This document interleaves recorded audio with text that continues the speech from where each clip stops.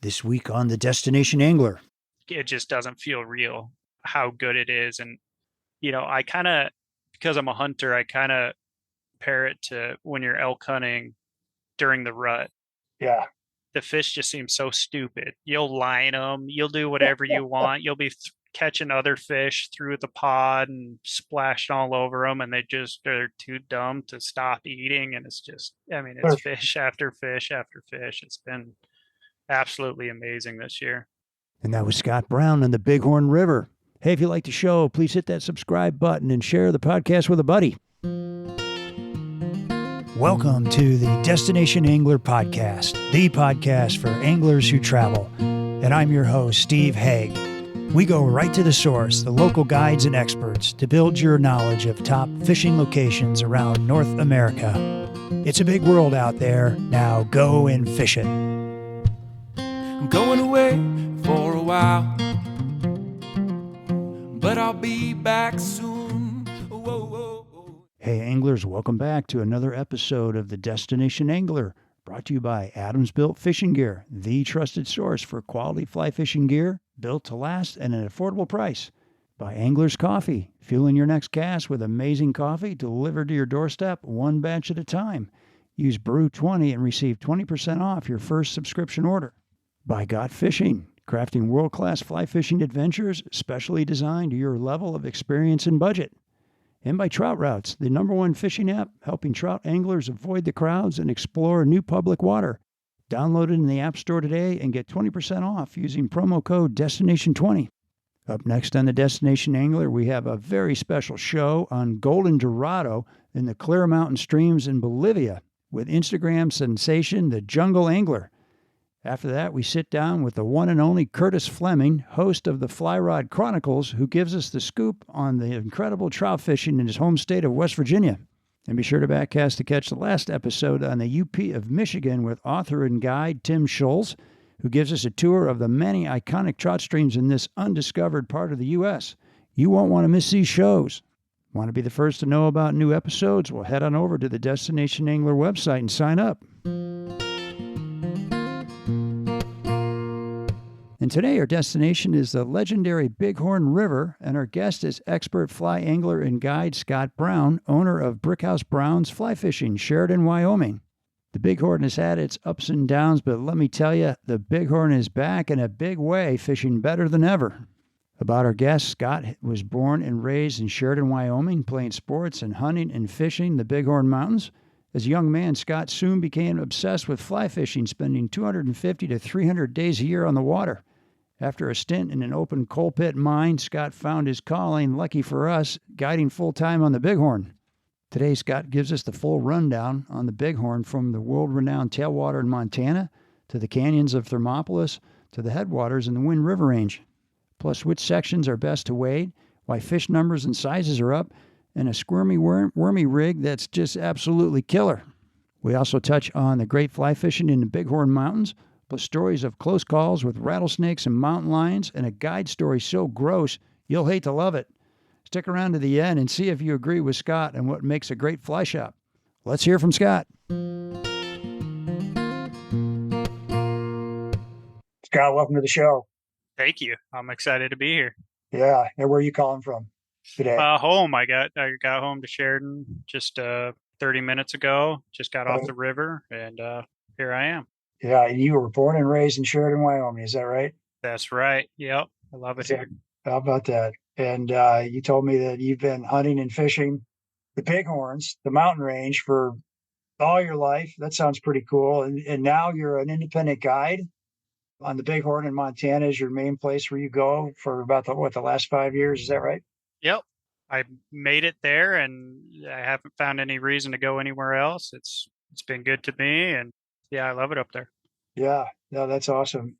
I got to ask you, in your bio that you sent me, you worked in an open pit coal mine for a while. I kind of want to hear about that. That sounds like one of those micro dirty jobs. I don't know. Yeah, it was. To say I hated it is pretty close, but I learned a lot of things. I was a open pit coal miner. More specifically, I was a pumper. So you dig a hole in the earth, and it's going to fill up with water, and So we'd take these big diesel pumps and miles of polyurethane line and pump the water from one hole to another.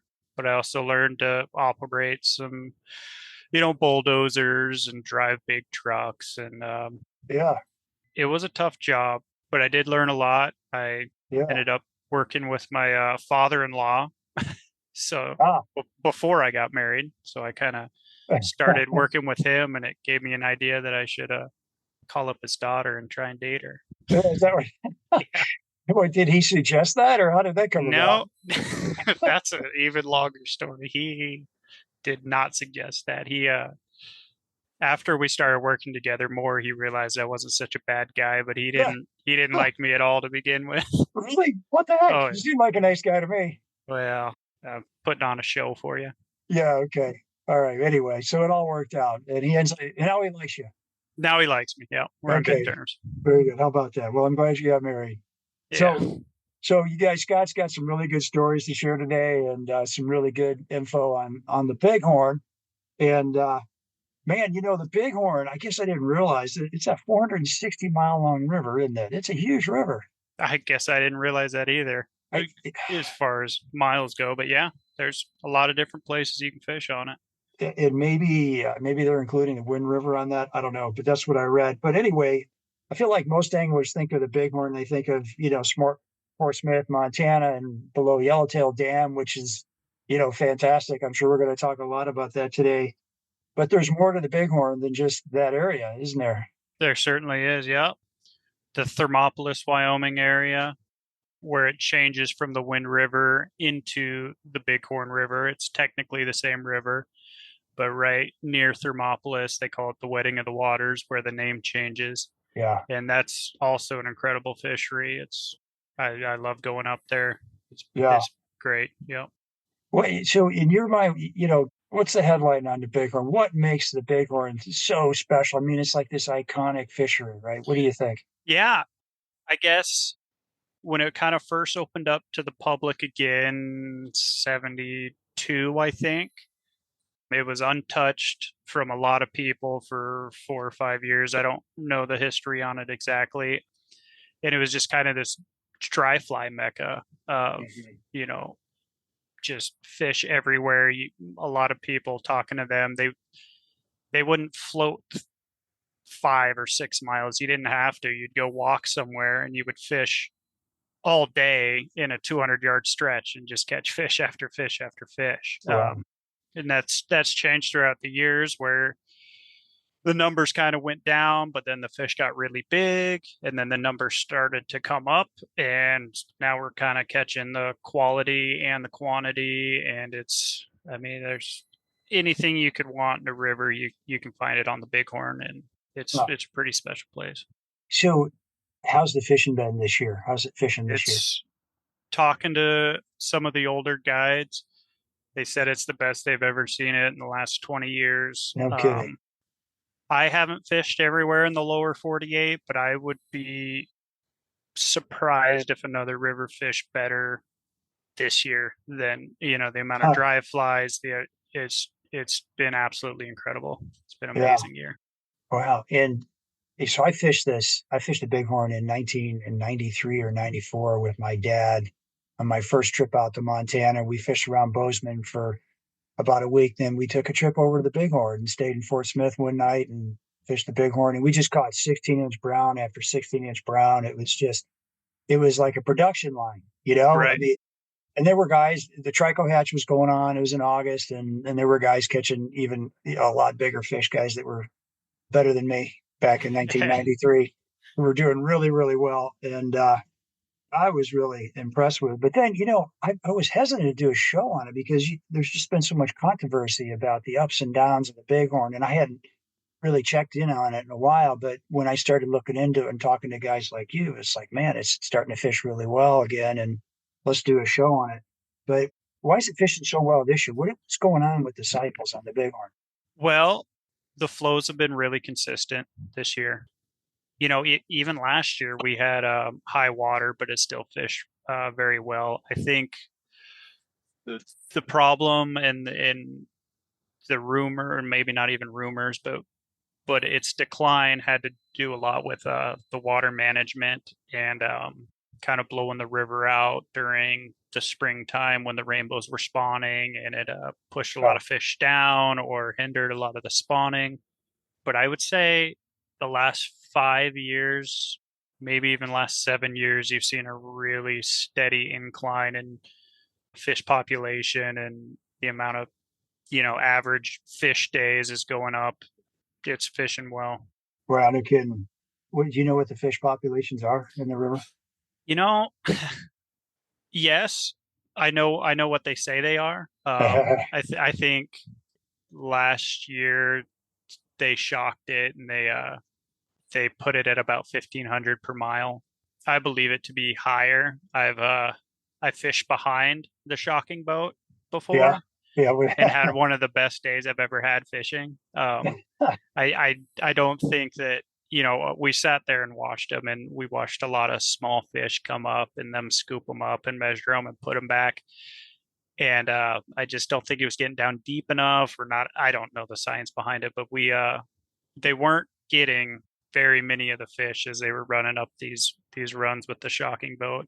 Yeah, but maybe they put that into account. But I don't know. From what I've seen, it fishes a lot better than 1,200 per mile. I was going to say 1,500 or 1,200 per mile. That doesn't seem that high. I mean, there's rivers, because they have a good sized river down there. I would think it'd be more like 4,000, 5,000, 6,000 per mile. I don't know, but I would guess it feels more like 3 or 4 or 5. Right. Well, how well can you do? What's a good day out there? This year it kind of depends on what you want to do. You can always nymph them and catch more. I had a single couple weeks ago, and we're guessing he probably landed 70 fish, which it was an unreal day. It's not typically that good, but when these last month and a half, 50 fish has been pretty easy to do. Well, not easy to do. It's got to be a good day to do 50. But I've even had, dry fly days where we're catching 30 or 40 fish. Wow. No kidding. Yeah. And this river is, I mean, there's a lot of boats on this river, isn't there? There are. It's kind of a safe river to fish in the springtime, especially when all the other freestones are blown out. We see a lot of pressure. It's incredible to see these fish handle the pressure the way they do. I've heard multiple people talk about it. It doesn't make sense. And they just keep eating, and they don't seem too worse for wear. You'll catch fish with flies broke off in their mouth. And yeah, I'm curious, like as far as fish sizes go, I mean, you were telling me a couple of weeks ago that you're catching some fish over 20 inches on a pretty regular basis. Is that right? Yeah, I would say our average size is probably in that 16, 17-inch range, which is a good average size, but we catch multiple fish over 20. Caught this year a 28-inch brown, a 27-inch brown, a couple 26-inch rainbows, plenty from 24 down to 20. Wow. Yeah, it's definitely not uncommon to catch a 21, 22-inch fish every single day. Wow. Love them. Oh, that'd be exciting. That'd be super exciting. Yeah. How's it going with the Crow Reservation? They're good. I think they understand the amount of, business that the Bighorn brings in, and a lot of good Crow people that are, running shuttles or, in and around the community. A couple guides here and there. They don't guide as much as, I don't know, that they could, but they're nothing wrong with being in Crow country. Beautiful place. Because hasn't the regulations eased up a little bit where you can get onto the bank now and you can do a few more things that you couldn't do years ago? Well, it's still high water mark, but I guess I maybe wouldn't advocate for it on a podcast. But there's quite a few places where everyone will go stand up on the bank where you can kind of get up higher and sight fish, some of these big fish, and there's never really an issue. Oh, no kidding. Okay. Yeah. Hey anglers, if you're on the hunt for fishing gear that's as tough as you are, look no further than Adams Built Fishing Gear. Since 2014, Adams Built has been the go-to choice for anglers who demand quality without breaking the bank. Their lineup of lightweight waders, high-quality nets, and meticulously designed fly boxes is second to none. But here's what really impressed me. Adams Built stands behind their products like no other. Every single item is guaranteed to last. Yep, you heard that right. And get this, Adams Built waders even come with a lifetime repair replace guarantee, with you only paying for shipping. Now that's a deal you can't beat. So why settle for gear that won't last? Make the smart choice and gear up with Adams Built fishing gear today. Ask your local dealer for Adams Built or visit www.adamsbuiltfishing.com and tell them Steve sent you from the Destination Angler podcast. We are a coffee company. It's quite literally what gets us up in the morning. The smell, the taste, the ritual.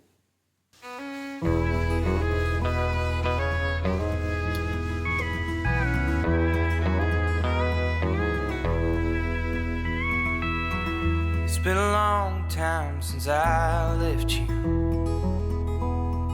At Angler's Coffee, we take care to ensure that the beans we use are the highest quality, ethically sourced and chosen to be delicious from the roast to your cup.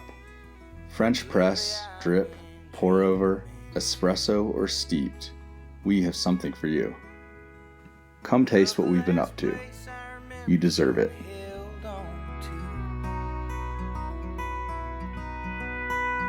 If it seems I've lost connection, don't send letters and don't pick up the phone. Be sure to use coupon code BREW20 for 20% off your first subscription order. All right, so give us a sense for people who don't know where the Bighorn is. Where does it start, and then give us a sense of where this place is and what the major sections are. Yeah.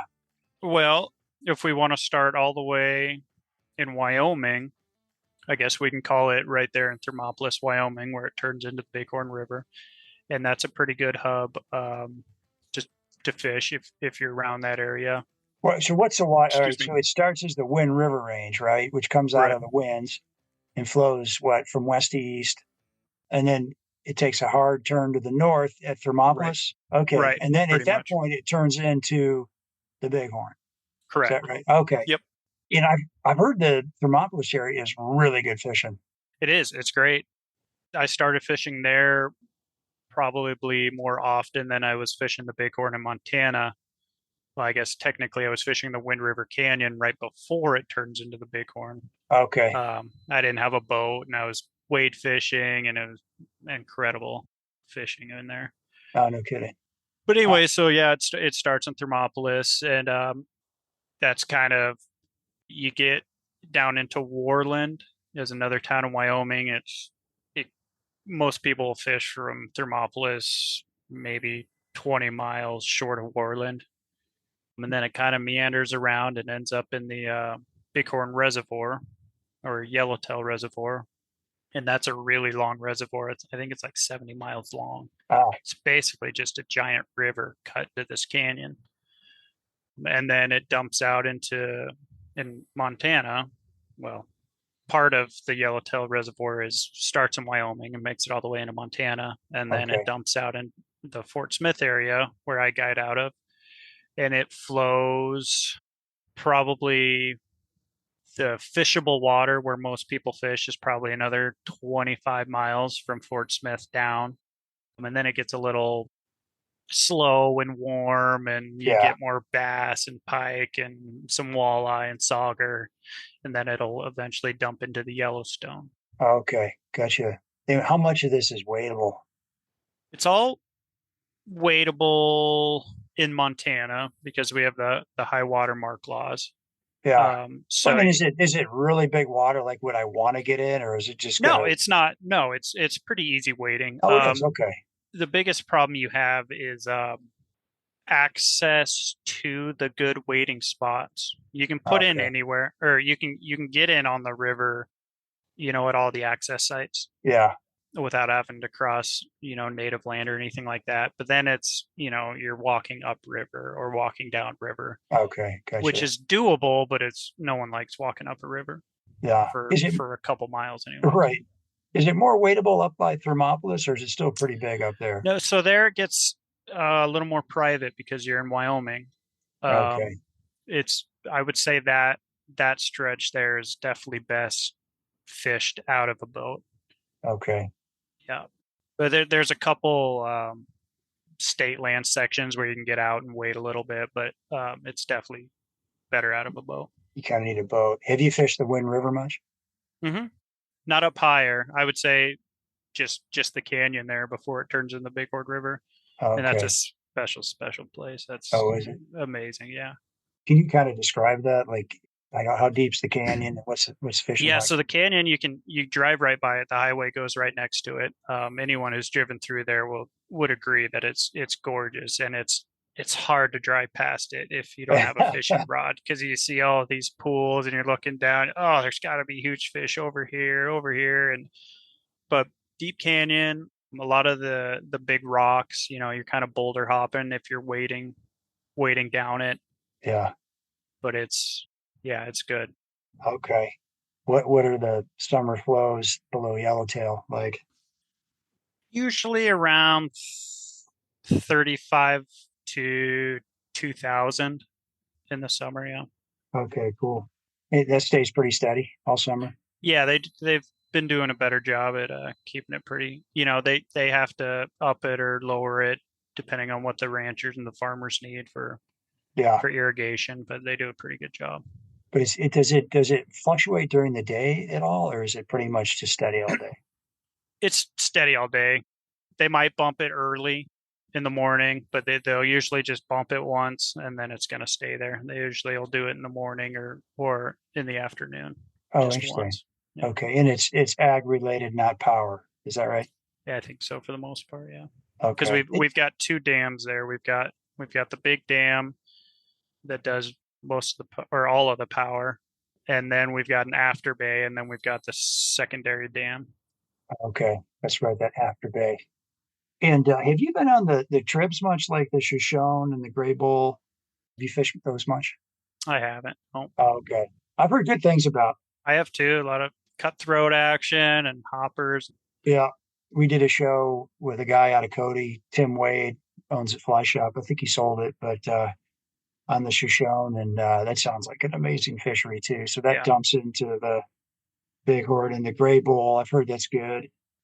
What about over in so you're kind of over Sheridan's near the Bighorn Mountains. There's some blue ribbon fisheries over there too, isn't there? Yeah, there's great fishing. Up just right above me, probably.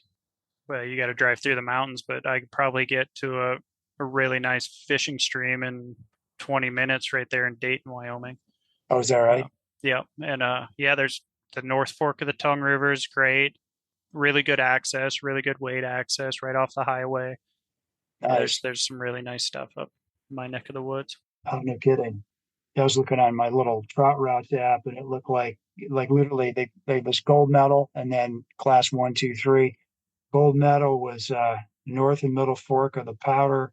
Oh, that's a special place. Is it really? Oh man. Really? How come? Yeah. It's so that's kind of where I would say I learned how to fly fish. The Middle Fork of the Powder River near Casey, Wyoming. Yeah. I think it's got 10,000 fish per square mile, and it's a small river. And you get salmon flies and stone flies and caddis, and they're very willing to eat. It's a bit of a climb to get down there. There's only it's a real steep canyon. Oh. So there's only like 4 or 5 access points where you can actually make it down to the river. And it's steep. It's not very far, but it's steep. Yeah. And then once you get into the river, there's not a whole lot of walking along the bank. It's the only way it's so thick in there that you've got to walk up or down the river. But it's incredible. If you could tolerate the conditions, you could have some good fishing. Yeah. I don't imagine. It sounds like you want to carry your waders down and wear some Vibram soles on the way down. Yep, that's what I do. Carry the waders down, and it's in the summer you probably don't need waders, but if it's a warm spring day, you don't want to be walking in your waders down there. How are the rattlesnakes? They're there. Is that right? Yeah, they're there. I've had Far too many rattlesnake encounters. Really? Yep. I have not had one, and I'm really glad about that. I was just in Wyoming a couple weeks ago for 2 weeks, and I didn't see a single. Well, I saw this big snake, but it wasn't a rattlesnake. It was swimming in the water. But what kind of rattlesnake encounters have you had? Oh boy, I'll give you two of them. The worst two, probably. I was fishing the Little Horn one day. The Little Horn River kind of, when it gets down to the plains, it actually kind of zigzags on the Montana-Wyoming border. So you actually have to have 2 licenses if you want to fish both sides of it. Huh. But anyways, it starts kind of at the bottom of the canyon and you work your way up. I mean, if you walk up high enough, it kind of turns into these meadow areas where it's a lot easier to fish instead of these pocket pools. But anyways, I was down in the canyon area and I was fishing, and I decided to climb up out of the bank and try up a little higher.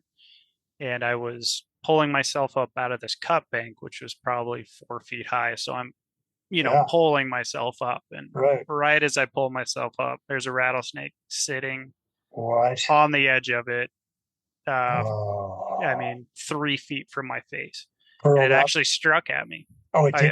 I pulled up and I heard it rattle, but as I was doing it, I heard a lot of things going on, making sure my rod's not getting broke, and it just didn't click soon enough. So I pull myself up and I'm face to face with this rattlesnake, and it snaps at me and I fall back. I tumble into the river. I mean, kind of like back flipping, ankles over my head. I didn't break my rod. But anyways, I fall back and I'm seeing red. I'm so mad at this snake. First, I make sure I'm alive. Then I climb up out of the bank and I find a stick, and I'm cussing and screaming and killing this snake. And I go sit down next to the trail. There's a good trail going up the river, and I sit down there and kind of collect myself. And probably not 45 seconds later, this nice family comes walking up the trail. The husband, wife, and a little girl, probably 6. And I know they heard me screaming and cussing and freaking out. And I very sheepishly let them know that there's snakes around and they should watch out. You might have saved that little girl from getting bit by a maybe I rattlesnake. did. Although it was off the path a little bit. I should have gone up Holy a different smokes. way. So the thing missed you. If it bit you in the face, would you have a chance of surviving? I was probably 45-minute walk from my car, and then another hour from a town. Yeah, that'd have been rough. Yeah. And then the other encounter is a lot quicker. I was loading up my boat, started driving up the hill. I realized I didn't put the straps on. So I threw it through the truck and park and jumped out of the driver's seat. And as my feet are about to hit the ground, I realized there's a snake in my landing path. So I split my legs and bounced it. I mean, as soon as my feet touched the ground, I bounced probably 4 feet in the air to get away from it. It never struck at me, but it was pretty tense. That was a rattlesnake too? Yeah, it was a rattlesnake there. Okay, folks. So there you go. There's your sales pitch in Wyoming. Now, if you go on the Pinedale side of the winds, I was told there's no rattlesnakes over there. It's too high, and then it's too cold for them. But on the Lander side, there's a lot of snakes over there. So I don't know, over this Bighorn area, are there snakes up and down the Bighorn? Another reason you want to be in a boat? There are snakes up and down the Bighorn. They're around. They like to swim across the Bighorn every once in a while. So you'll see this 5-foot-long snake swimming across the middle of the river. Jeez. Maybe I did see a rattlesnake, because I did see a big 5-foot snake swimming across one of the rivers I was fishing. Well, the bull snakes will do it too. Oh, they will? Yeah. Okay. With so much information out there, it can get downright confusing and even overwhelming to find the right fishing adventure. Sorting through all the options and fees can be quite the headache. Well, not anymore. I'm super excited to introduce Got Fishing. Got Fishing is a boutique booking agency for world-class fishing adventures around the world. They ensure that you are on the exact fishing trip that meets your skill level, budget, and desired experience. Whether you're a seasoned angler or new to the sport, Got Fishing's personalized service will help you decide which adventure is the best fit for you, your group, or even your business. Worried about fees? Worry no more. With God Fishing, you won't pay anything extra because their services are entirely free for you. You see, God Fishing exclusively partners with highly reputable outfitters who gladly compensate them for their services, ensuring a win-win situation. Explore the range of fishing adventures and learn more about the services God Fishing provides at gotfishing.com. That's www.gotfishing.com. And check them out on Instagram, too. Do you struggle finding new trout streams to explore? Tired of stumbling around country roads looking for access points? Looking to escape the crowds? Then look no further, because Trout Routes has meticulously mapped and classified over 50,000 trout streams covering the entire lower 48, including 350,000 hand-curated public access points marked and ready for you to explore. I'm a huge fan of Trout Routes because they make it so easy to explore new trout waters. Many times, Trout Routes has helped me find new public water and get into fish fast. And the good folks at Trout Routes have been busy this winter making Trout Routes even better. Enter Stream Cards 2.0, the latest iOS release that brings together more info at your fingertips by organizing data like stream flows, access laws, nearest fly shops into easily accessible tabs for every river and stream in the app. And now you can check real-time stream height and flow rates with river data from stream gauges and compare those with historical data to spot trends. Pretty cool, huh? Planning a trip? Well, you'll love the advanced filter features that let you hone in on top-rated streams, boat ramps, camping spots, and more. So what are you waiting for? Start exploring today by downloading Trout Routes on your Apple or Android phone. All right, so I want to ask you some more stuff about the Bighorn. So Yeah. give me a sense of the hatch chart. And what are the Sure. the big fly patterns that you guys are using? Yeah, I would say it's probably a typical western tailwater. We start in the spring with our betas or our blue-winged olives. Well, I guess before that we get our midges, and then we go into the blue-winged olives, and that lasts a decent while. We had really good blue-wing hatch this year. We had a lot of good dry fly opportunities on that, and then it slows down a little bit as far as the hatches go, and we end up fishing a lot of sow bugs and things like that until, well, this year they were a little early, but until the PMDs, we get a month and a half of PMDs. Okay. And along that comes sprinkled in some tan caddis, and then we have the black caddis, which are probably a staple of the Bighorn. We get a long black caddis hatch, and When's they're that very start? willing to eat that. When's that start? I don't know when the flies start coming out. Well, Let's like see here. after runoff or before? Yeah, so we get the blue wings kind of right at runoff, and then our caddis. What month is it now? August, July-ish, probably. Okay. July. We'll start Right. seeing the PMDs, and then the caddis are shortly after that. Okay. July. Okay. Nice. And then that'll go. Yeah, honestly, PMDs this year were end of July, June. They're just tapering off now, so all the way through August, and there's not much left in September. And then the black caddis started the same times as the PMDs, and they're still going off more in the evenings now. Before they were coming off about 10 o'clock. Now they're kind of an evening bug. Yeah.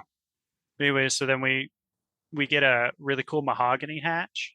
That's around this time of year. I missed it. It usually only happens 1 or 2 days, and I had the day off. But the trout are super eager to eat mahoganies. Really. The whole river just seems to be boiling when they start coming out.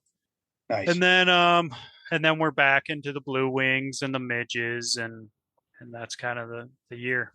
The terrestrials? No. Yeah. This year was a little bit tougher because the PMDs came out so early. We fished some hoppers early.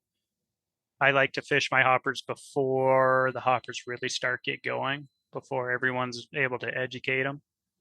And we had a couple good weeks of hoppers. I like typically, you think kind of mid-August, early August, the whole month of August is pretty good hopper fishing. Right. But as soon as the PMDs came out, man, that's all they cared about. They're on the gorging PMDs. Themselves. Really? Just all day gorging themselves. They wouldn't eat until the PMDs came, and then they wouldn't stop eating until. Really? Yeah. Huh. No kidding. Are you on top most of the day? Or are you nymphing a lot? Or this year we've been on top a lot. I would say most of the time you're going to be nymphing, but if you have anglers who can throw it, if you got a couple sticks and you got some rising fish, Yeah. they'll eat. And so this year is any chance I had, we'd be throwing PMDs or hoppers or whatever it is. What's your favorite PMD pattern? Oh man, we've got one tie that the Bighorn Trout Shop does. It's simple. It's a little off color. It's more of a pink PMD, which I think guys like in Craig, they use a lot of pink PMDs as well. But it's just basically a parachute Adams with PMD colors. Okay. It works great. No kidding. What would you say are your top confidence patterns as you go through the year? What are you busting out? Well, the Perdigon game, I think everyone's gone into Perdigons. Yeah. They're the new hot thing. So springtime, you get like the Diabetes. Perdigons was really good this spring. Pretty much any hatch and make a Perdigon out of it fishes really well on the Bighorn right now. And then your sow bugs. So you get like these tailwater sow bugs, kind of the carpet bug style. Those work really well. Okay. Let's see, PMDs. We've been kind of going old school lately. Frenchies and pheasant tails and bear's ears have been working really well. They're a little more fancy. You get the pheasant tail with the CDC collar around it or some hot spots on it or different color collar. Do you like, with all the anglers pounding the stream, do you like to mix it up and throw something just a little different than the rest of the guys? Yeah. If it's working, I'm not going to change it. But if I feel like things have gotten a little stale, either I'll figure out something or one of my buddies will figure out something that's way off the charts. And like right now, we call it now everyone knows it and everyone's fishing it. So we got to find a new one. But the Murdigon. It's a black and red Perdigon. Just mostly a black body with a red stripe throughout it, and doesn't look like anything I know of. But the fish been really eating it hard.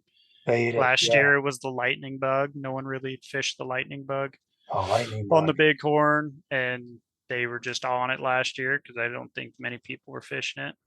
I mean, is that part of your program, is that you gotta, with so many boats, you've got to be doing something a little different than the next guy? A lot of times, yeah, and it might not be so much of what you're fishing, but maybe how you're fishing it or where you're fishing. Sometimes I'll go really short leaders and I'll start fishing the banks. If we're nymphing, everyone's fishing 6 feet indicator to weight. Maybe I'll go down to 3 or 4 feet and start pounding the banks because those fish haven't been picked on as much. Or maybe there's these wade spots that everyone goes to, but no one's fishing them up high in the shin deep water where it's really fast and riffly, and we'll go hit that and find some fish. So you gotta or maybe you go to a wade spot that no one's at and it's not that good, but the fish are eating everywhere, so you gotta make do with what's available. You gotta adapt a little bit if you're guiding on the Bighorn. That sounds like it. So as you're starting out in the morning, do you kind of have like a map in your mind of, I'm going to hit this spot, this spot, this spot, all the way down? You kind of have a plan as you get up in the morning, or? I do, and that usually changes by the first spot that I want to hit because there's someone in it. But no, I think once you start getting into a system and you've got your spots that you can kind of count on, I'll go here and we'll get handful of fish, and I can go here and we get so on and so forth, and every fish in between is bonus. But a lot of times you've been waiting on this hole, it's going to save your day, you've had a slow day, and I know this spot, we're going to hammer them, and you get around the corner and there's some guy sitting there so it's tough, but it happens. And the other thing you can do is to kind of beat the boats is you can do some weird floats. You can so on the Bighorn, most people will fish the first 13-mile stretch. And we've got 3 boat ramps. We've got one at the after bay, one 3 miles down, and one 10 miles down below that. Okay. So a lot of times people will fish, the after bay to the 113 miles down, or from the 3-mile one to the 113 miles down. Mm-hmm. But if you want to get away from the boats, maybe you can put in the 3-mile access and float down to that 13-mile one, and then get in the truck and run up to the dam and do the top stretch, the first 3 miles. And then you're kind of in between all the boats. Yeah. Right. I don't know if I explained that very well. Yeah, I got you. Yeah. I mean, do you ever take clients out in the summer when it's light till 9:30? You ever just do like an evening? I would love fit? to. I would love to start at 5 o'clock and fish till dark. I think the best fishing on the Bighorn, especially this time of year when the hatches, like the black caddis, are out. After I'm done with my clients, a lot of times I drop them off and go fish the evening, and Oh, do you? and it's a blast. I think more people should sign up for that deal, and I'll take them all day long. You will? Okay, so you'll do yeah. trips like that. Okay, so that would Absolutely. set you apart. I would think most guides want to be back at the shop, 5 or 6, and go home and have dinner with their family. Right. Well, I'm up stuck in Fort Smith in my camper and got nothing better to do. So if you're not coming to fish with me, I'll go fish by myself. But I'll make some money while I do it too. Yeah. So I fished the Nantahala River in North Carolina years ago. I took a bunch of friends from my church down there. We fished with this guy, really nice guy. His name was Dakota. We fished half a day with him, and towards the end of the day, he's like, "Hey, what are you guys doing the rest of the afternoon?" We said fishing. He says, "Mind if I come along?" This is perfect. He came and fished with us. And he took us to his really great spots. Like when the Nantahala was dropping, he's like, "You got to get in as it's dropping, and you'll be catching these slabs of beef, like you know we're in there." And he went way downstream and like out of sight, and then we're all like standing where he put us, and all of a sudden we hear this, he's like, "Oh, Dakota's tangled with something." Yeah. And we go back to the cabin, and about 9 o'clock, there's a knock on our door, and it's Dakota. And he's like, "Hey, you guys got to see this picture." And he walks in the cabin. He's got this picture of this gigantic. I can't remember if it was a rainbow. It was probably a brown, but it looked like a steelhead. It was the size of a steelhead, and that's what he had caught that night. And I had hooked one really big like that, but it just cracked me up. I mean, so you're one of those. I don't know if it's rare, but like what you like to do in your spare time is fish. It sounds like. Yep, I do. I have a couple days off, and my wife and I are headed up to Livingston, and we're going to go fish. Are you? Okay, no kidding. Yeah, go explore some new water or something. Yep. Huh? Man, and you're like right in the thick of some of the best fishing in America. I got to believe that area. And I was thinking about it. It's so good in Wyoming where I'm at. The only river I've ever fished in Montana is the Bighorn. Really? I have never fished anywhere else. Oh my gosh. Yeah, so Livingston. So we're going to go explor over there a little bit. Are you hitting any of the big well-known rivers that you could mention? Probably. Well, we're actually getting a guide Saturday. Really? I don't see the point in trying to figure it out myself. I'm a fishing guide. I know how hard it can be. I would much rather pay a guy to show me what flies to use and where to fish and row the boat. Yeah, right. Yeah. Does he give you a discount if you let him fish for an hour or something? Yeah, well, because you'd be pretty good at rowing a boat too, I'm sure. That's my wife's rule is I'm not allowed to tell them I'm a guide because they always try and get me to row and take turns and things like that. She doesn't like it. But your wife likes to fish, huh? Yeah, she loves to fish. Yep. No kidding. And she's from the same area? Yeah, she was born and raised in Sheridan as well. Okay. Did you guys go to high school together or something? We did. Oh. She'd probably kill me, but she's got a diary where she wrote about me in like 6th grade about how she was in love with me. Oh man. Yeah. Does your father-in-law know that? He's probably heard that story. He might not know. Yeah, he probably has. Yeah. Oh my gosh. Well, all right. So a couple of weeks ago, we first talked, you were telling me some really funny stories, and I gotta take you back to some of these epic stories. And I don't know, but a lot of them were wildlife encounters. I heard about rattlesnakes, but do you care to jump into another one of these? Yeah. I think one that happened after we spoke was a pretty cool one where I saved a baby deer, a little whitetail fawn. Oh, cool. We were floating down the river, and I pointed out to the clients. I said, "Look over there on the bank. There's a baby fawn." And they're like, "Oh, cool!" And kind of got to looking at it, and it was kind of shivering and half wet. And where it was at was, this cut bank where the river had eroded the bank was Yeah. about 5 feet high, and then where the deer was, there was about 2 feet of shore, and then all fast rapids. And we're kind of looking at it and decided that maybe it was stuck. So we pulled over and we watched it for a little bit. And I mean, the thing was just frozen, wouldn't move, but shaking. And looking up the river, it was cliffed out. Down the river, it was cliffed out. It was just kind of stuck right there. Yeah. So we decided it had probably fallen off the edge, and it was stuck. So I rode the boat down around the bend, and we parked, and I walked upriver to it, and I hopped off the bank about 20 yards from it to where it could see me, and it ran right up to me. It did? I mean, it was ready to be saved. Wow. Yeah, it ran straight up to him, 20 yards, ran right up to me. So I decided that it was probably ready for me to pick it up and put it on the bank, and I put my arms under it, and it was fine. And as soon as I lifted it, it let out this loud, like, meh. Yeah, like a freaked sheep. me out. It scared me. I thought it was gonna freak. But it let me lift it up above my head and set it on the bank. Yeah.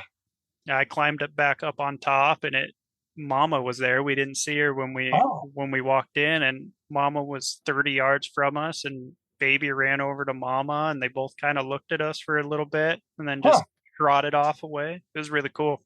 Wow, that is good. Nice job. Quite the experience for the clients. I had two young boys and the dad. So the boys were like 12 years old, and they thought that was just incredible. Yeah, at that age, they'd much rather see you save a deer than kill one, I'm sure. Yeah. So, yeah. Right. You've had some deer that have been cornered by coyotes and mountain lions. Oh, things yeah. like that, eagles. And watched a deer get eaten by a mountain lion. wow. Well, it was already. I didn't get to see the takedown, but I saw it laying on top of it. I was driving to the river, and I was coming around the corner, and I saw this deer, and then I saw this big yellow dog laying on top of it. And I thought, that's crazy. There's big yellow dogs eating on that deer. And right behind it was a smaller dog kind of cowering, kind of sitting down. And I get more around the corner, and I realize that big yellow dog is actually a mountain lion.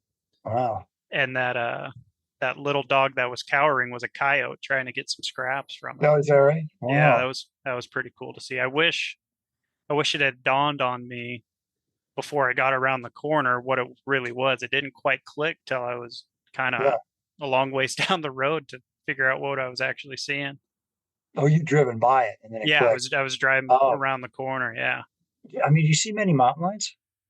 I've seen one other one on the river, and that was kind of a weird one too. I was floating by the river, and I saw these two pheasants on top of a Russian olive, and Russian olives aren't that sturdy, and pheasants tip a Russian olive tree.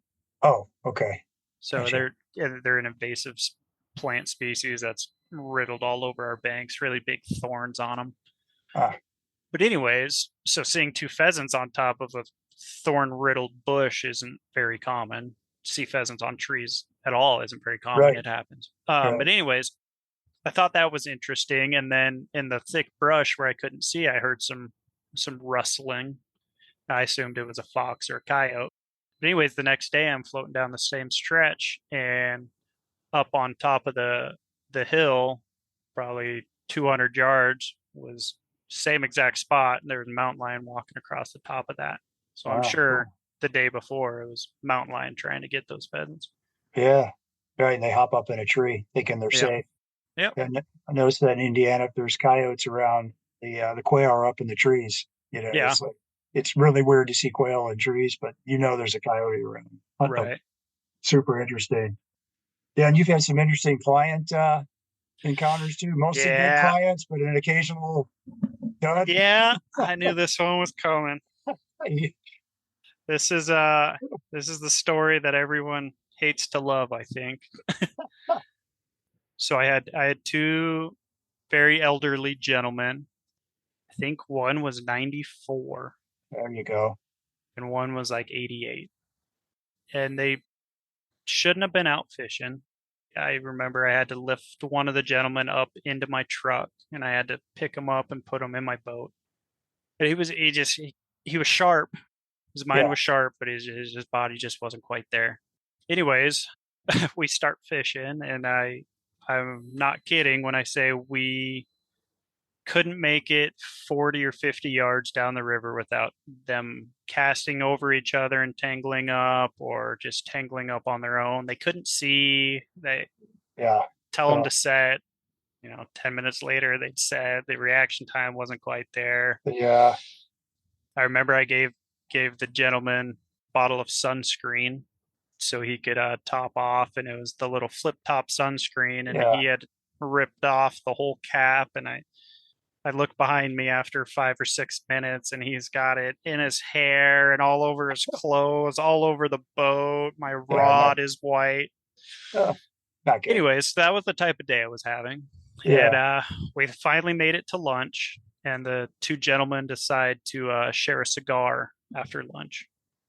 And we leave lunch and start floating down another quarter of a mile, and one of the fellas just says that he's not feeling very well and he's going to be sick. So I get him to the bank. I pick him up out of the boat, put him on the bank, and he thinks he's going to throw up. And he sits there and he can't throw up. So then he decides maybe it's coming out the other end. So I pretty much carry him up on top of the hill and get him to as far as outdoor bathroom areas go, this was like the Taj Mahal. It had a log laying down so he could sit on it. It had a backrest. I mean, it was perfect. Did you know that was there? Like, I got to take this. I didn't. It was just, it was perfect. It was just there. Anyways, so I set him up there and I went back down to the boat and gave him some privacy. And about 10 minutes later, I hear, I need a little help over here. Oh, man. So I get up to the hill and he had done his business, and then he had fallen down, and then he had rolled around for a while. Oh boy. And I get up to him and he's got it, I mean, from his earlobe all the way down to his heel. What? He's covered in crap. Oh my gosh. And that's not in your job description to take care of that. It wasn't, but I I had a dry bag and I had some dry, clean clothes. I mean, he couldn't get undressed by himself. So I'm down there pulling his shorts off, trying to take his sandals off, his shirt off, getting him dressed, cleaning him off. Wow. And, it was quite the day. But luckily, we decided that we had enough for the day, and they were okay with me just rowing to the boat ramp. So I got off a little early that day. You did, huh? Did they catch any fish? I don't know. They might have. I'm sure they did, but I don't know. Wow. Yeah, that's a new one. Well, I tell you, having elderly parents myself, it's funny, but it's like not funny. It's really kind of sad. It's sad, but it's kind of funny. Yeah. Oh my gosh. Well, hey, I hope your next. Well, I hope you don't have a client quite like that again. That I guess would be my hope. So I appreciate that. Have you taken any famous people on the boat, or had some really great clients and some epic days as well? Yeah, I haven't taken anyone very famous. I've taken, some professional baseball players that no one's ever heard of, or a professional golfer that I've never heard of. Yeah. But plenty of awesome anglers that I've actually learned from watching them fish dry flies and things like that. Yeah. I've had the opportunity to fish with some studs, and plenty of epic days. This year, I can't even count how many just amazing dry fly days where you got to kind of pinch yourself. It just doesn't feel real how good it is. And, I kind of, because I'm a hunter, I kind of compare it to when you're elk hunting during the rut. Yeah. The fish just seem so stupid. You'll line them, you'll do whatever you want. You'll be catching other fish through the pod and splashing all over them, and they're too dumb to stop eating. And it's just, I mean, it's fish after fish after fish. It's been absolutely amazing this year. And other times, if you line them, they're gone. Oh yeah, today I think we're getting some consequences of pounding them with PMDs all year. We went out, stepped out to a pod of fish eating tricos. Yeah. And we stepped out of the boat and they were down. Really? Yeah. Now I've never seen them that spooky before. I don't know. There was also a pelican that flew over at the same time. That probably couldn't have helped. Yeah. Yeah. But and we worked a couple other pods. We caught some fish on tricos, but they were spooky. We'd catch one, maybe two, and then they'd put down and move 50 yards upriver, and then we're trying to chase them, and we keep pushing them further and further away, so we give up. So the pods are back on the pods are back. The pods are back, and even better, they're just everywhere. Wow. The pods are fun to fish, but we've been fishing PMDs out of the boat, which just doesn't really happen on the Bighorn. Just look for the rises, put it in front of them, let it flow by them, and they're eating them. For tricos, so you're getting out and you're waiting for them. Yeah. Tricos, and then they're potted up pretty good. But you'll have 15 fish here, 15 fish there. Yeah. What's your advice on fishing pods? Start slow, work the outside edges, even if they're not rising in that line. Just fish the furthest one back. Don't just flock shoot. Aim for one specific fish at the back, put it on the edge of them, see if they'll move over and eat it. If not, then you might have to start working over the top to where you're, fishing on top, throwing the cast, your leader, not your fly line, over the top of them, and then just pick them off the back and work your way forward. I typically like fishing down and across with dry flies. Oh, really? But if, that way they're just seeing your flies first. They're not seeing your leader. Right. You kind of have to do that on the Bighorn? No, you don't, but you used to. This year you don't. You could fish them anyway. Hand standing and casting with your feet, it felt like. But I think that's the preferred, for me, the preferred method. They're seeing your flies first, and they're not seeing any fly line or any leader. The hook set's a little bit harder, but if you let them eat it and face down before you lift, we hook them. That's a lot of coaching, isn't it, to get your clients to not, set quite so fast? I can't blame them. If I'm fishing a grasshopper, as soon as one sniffs it, my fly's 10 feet in the air. I get excited. The first day, we were out in Wyoming in the high country fishing some lakes over in the Wind River Range, and those cutthroat. I'm going back to eat slow. They eat slow, man. And we left those chubbies sitting out on that water for a minute and a half, and just let it sit there. And one would come cruising by, and all of a sudden you'd get an eat. You'd see it coming up really slowly. And on the first day, we're all pulling flies right out of their mouths. And I remember what a guy named Max Izagiri told me on a podcast on Slough Creek in Montana. He says, you got to say, God save the Queen, then set it up. Have you heard that? I have heard that. I usually say, if they eat it fast, set it fast. This is more with hoppers. If they eat it fast, set it fast. And if they eat it slow, set it slow. Interesting. I love that. I don't know. Sometimes it works, sometimes it doesn't. So you're saying you see a fish in a lane, but you don't cast right over it the first time. You cast off to the side. You see if you can draw that fish away from the pod. Give them a foot. They're not going to move. They're not going to move 2 feet for a dry fly when there's hundreds of dry flies going over their head. And they also kind of move like this in their pods too. A lot of times they're not just in the one steady spot. So if you can get one off to the side and fight them quick, don't let them ruin the rest of the pod. It's kind of a 2 in the bush beats 1 in the hand. Hook them and get them out of the way, and then go fight them downriver somewhere. What Typics are you using? as big as I can get away with. I've been fishing PMDs with 4.5x. Tricos, I kind of have to go down to 5.5, 6. Yeah. Okay. But they don't seem too well when you're fishing down to them as well. It doesn't really matter Yeah. if they're going to eat it right away. If you So go over part of the pod, then they'll see it. But so that's interesting. A river that gets this pressured, you're still using 4 and 5x. You don't have to go to 6 and 5 and 6. I use 1 and 2x on my worms. Oh, do you? Yeah. When are you throwing a worm pattern? After big rain or? All year long. Really? The spring, it was okay. Last year, I don't think I took a worm off because we had the high water.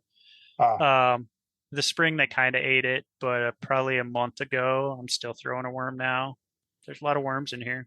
Oh, no kidding. And you've got a special rig for your worm pattern, is that right? I do, yep. I've got it's like a pegged egg, but with a worm through it. We've got it right here. All right, let's see it. Let's YouTube. see if we can. Okay. So we've got this bead here, and it's not very focused, but basically you peg this bead just like you would an egg. But then you got to pull your worm through, and this is just squirmy, wormy material that you can get at all the fly shops. Yeah. And then just a bear hook below it, and they'll come up and they'll bite the worm, and it'll pull your bobber down. And as long as you're quick on the hook set, like you should be, it'll slide that hook right. Most of the time, it's on the inside of their mouth, right in the corner of their mouth. Sometimes at the top of their mouth. Yeah. It's really effective. I have noticed if we're a little slower in our hook sets, it's not as effective. But if you're paying attention and you're on the ball the way you should be, I think this the hookup ratio's really, really high. Yeah. And then just the pattern itself, I put them head to head often to see which one's going to do better. And it's 10 to 1 almost every single day. This setup you have. This setup here. I'll do a normal squirmy with the hook through the middle of it. Yeah. Or the chenille worm or the wire worm. And for whatever reason, this little guy here, he's good. I think I think because the hook's not in the middle of it. Right. Especially when you get in the turbid water, it can just flop and flutter and do worm things. Yeah. And it works. Huh. Do you ever just wonder, like, you tie this beautiful dry fly, it's just perfect, but it's got this huge hook off the bottom of it, and you just sort of ignore that, but I question that a lot. Why does it work? Well, what do they think that hook is? Do they not see it? Maybe they like it. Maybe they like that silver on the bottom of it. Maybe they think put flash in our flies. Yeah, or it's like some kind of a triple thing hanging off. Yeah, I don't know. I do wonder that. Do you think some of your fishing double rigs sometimes? Is that right? 2 flies on the bottom. Do you think the combination of flies that you use matters? Like they see one and they're attracted, but they hit the other. I've had that happen a lot. I do absolutely believe that. Sometimes I'll put a worm on there just because it's big and it's in their face, and then they'll go eat the bottom one. Yeah, something smaller. Yep, I agree with that. Yeah. All right. So what you were talking about how you've learned from some really great anglers, and I'm curious, like, what are the best? And we've talked a lot about what you should be doing, but what are the very best anglers doing? Like, what kinds of things have you learned?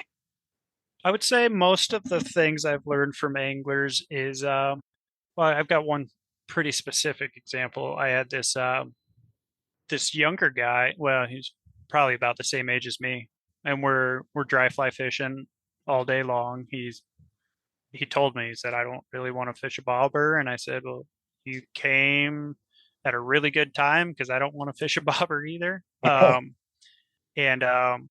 We got to the first little wade spot, and I just kicked him out of the boat, and he saw the rising fish, and he's like, okay, I'll go fish those.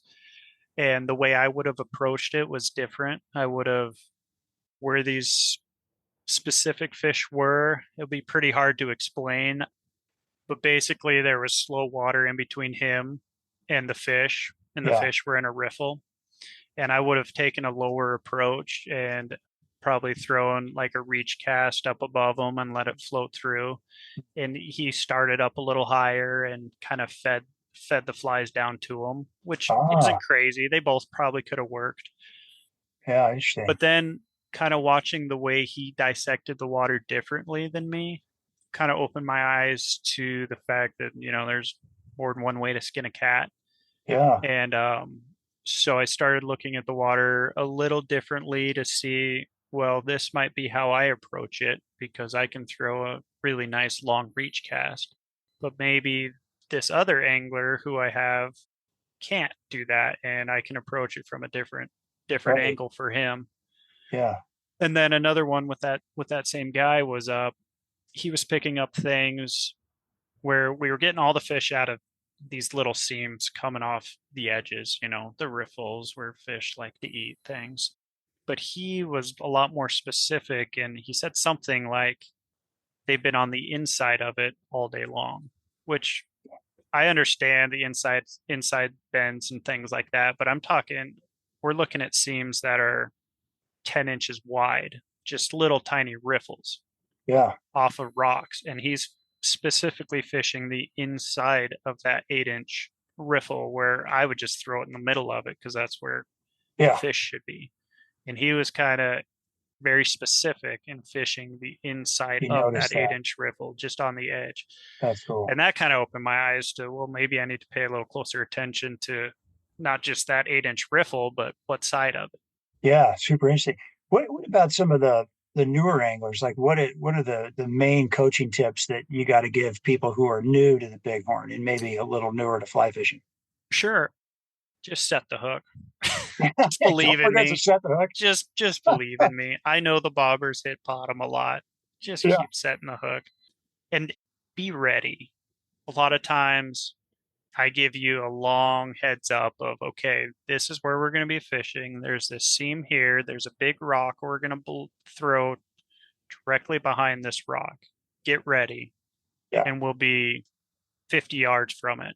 And they're taking their time, and we float right past the rock, and they put in 10 yards below the rock, and we miss out on a lot of fish.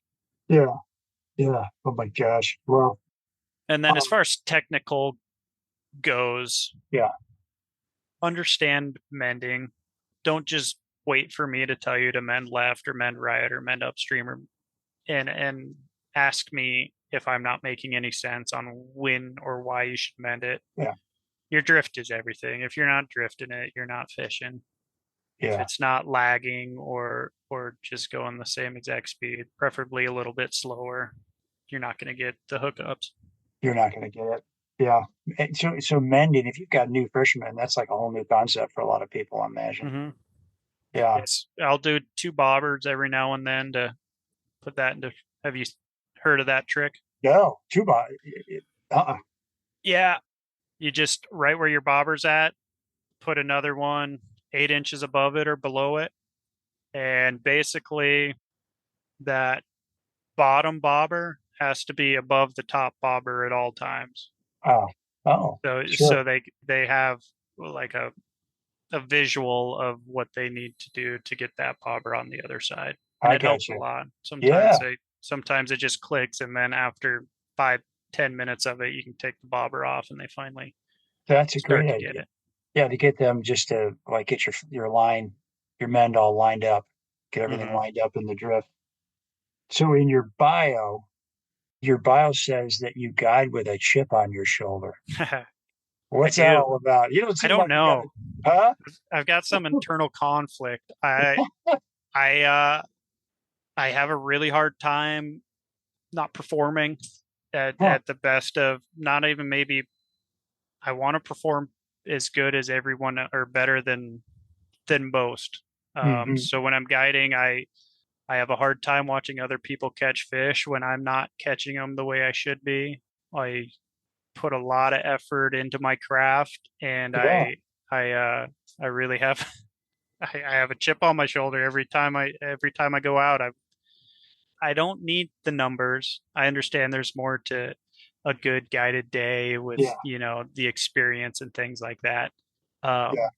But if I'm not performing the way I think I should be, or other people are performing better than me, it chaps me a little bit. A little bit. Like, that guy too, and he's just caught more fish than you did. Yeah, and that guy, he never catches more fish than me. And why is he kicking my butt today? It's not fair.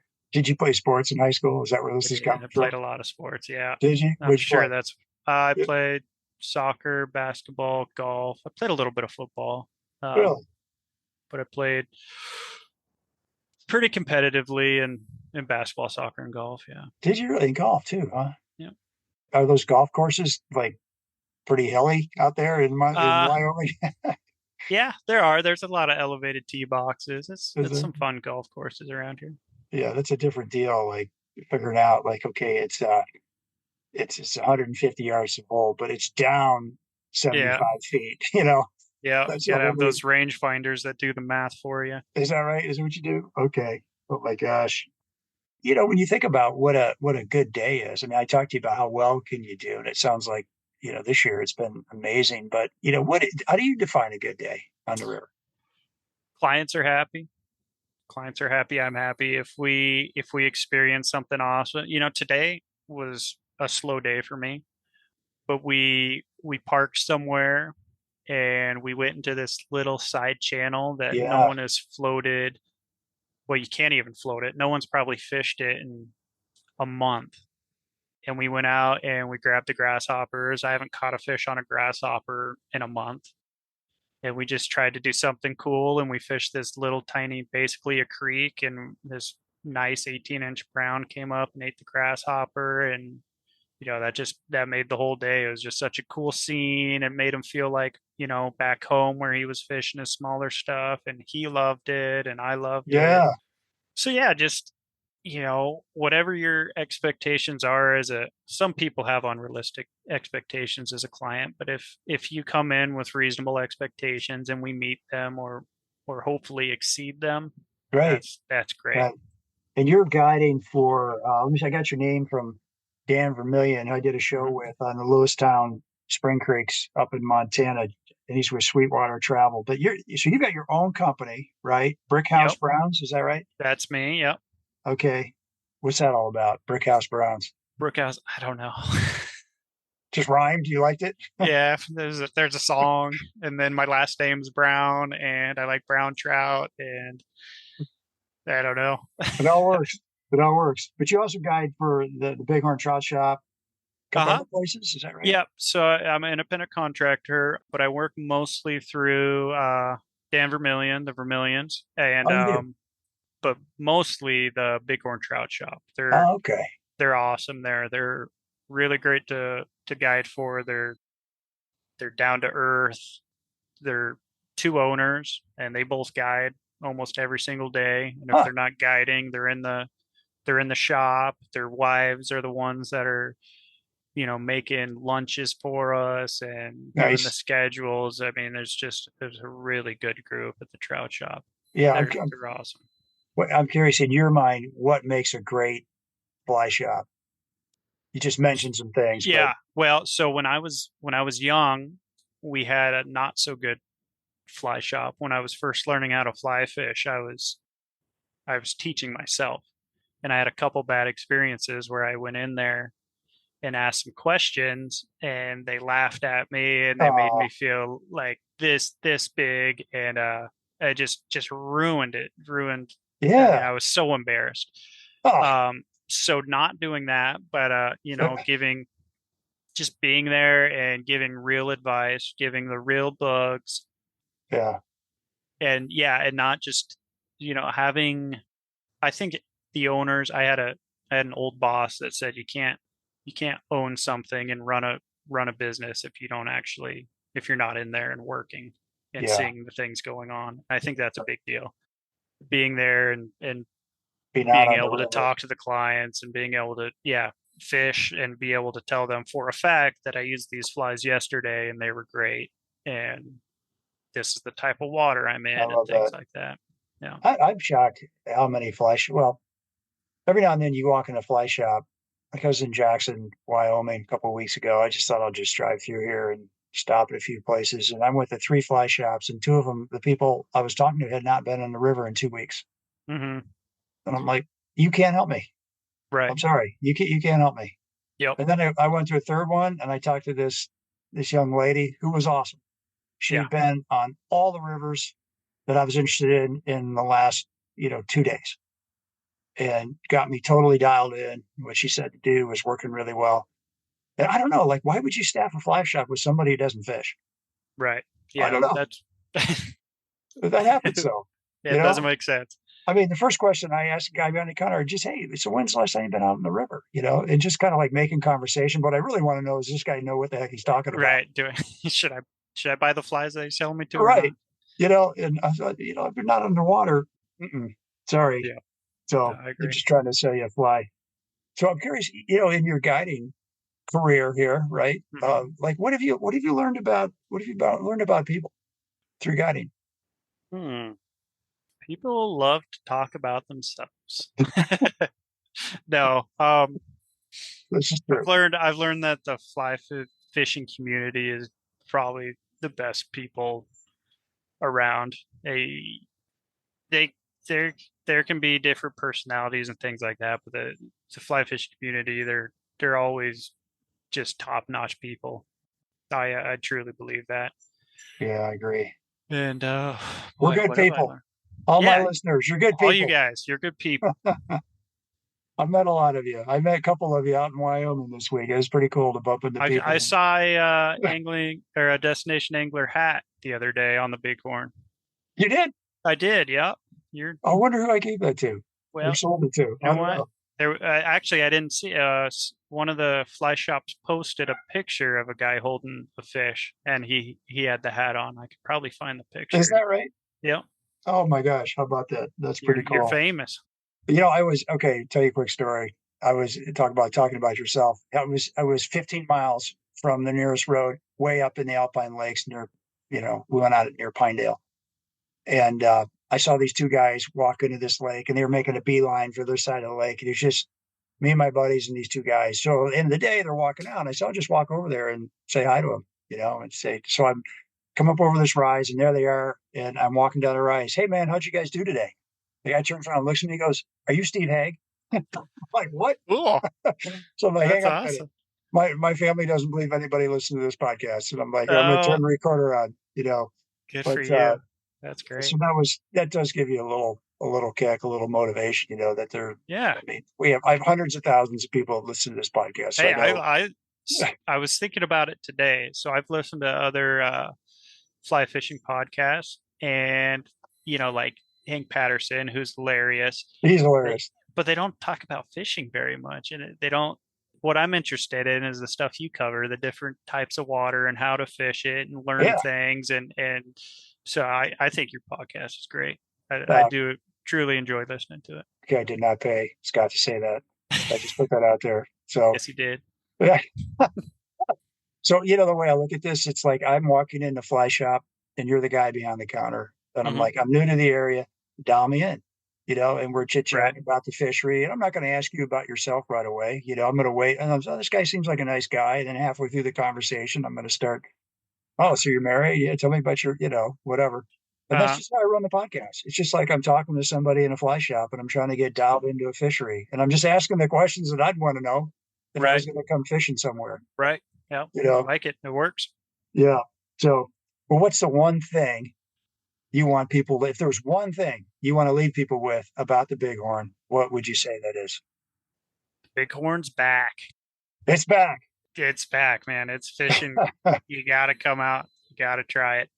That's whatever you heard in the past. It's not the same. The Bighorn it's awesome right now. Yeah, it's really that's fun. Great. Well, thank goodness. It sounds like there's some people that have worked on this and got the flows right, and there's been better management that's been going on. Yep. There's been some good allegiance with the Bighorn River Alliance, and I guess it'd be the Corps that's running the dam, but they've been doing good things. It's been showing. Yahoo! So what's your favorite shore lunch? Your client favorite shore lunch? So the Vermilion Dan, he always gets a private chef to come in and cook for the guests, and boy, anything of Kirsten's. Kirsten's a really good chef, and she makes some really good. Shore lunches get a little monotonous. We don't do the whole tables and cook right there on the shore. Yeah. And she does a really good job of. I think we had like a brisket sandwich the other day, which was awesome. Or she does some wraps. She does a good job. Yeah. Okay. And what's your since you're spending all this time in Fort Smith, what's your favorite place to go for a beer and a burger or whatever, something at the end of the day? Well, you can't get beer there. It's a dry reservation. Oh, And there's one restaurant in town.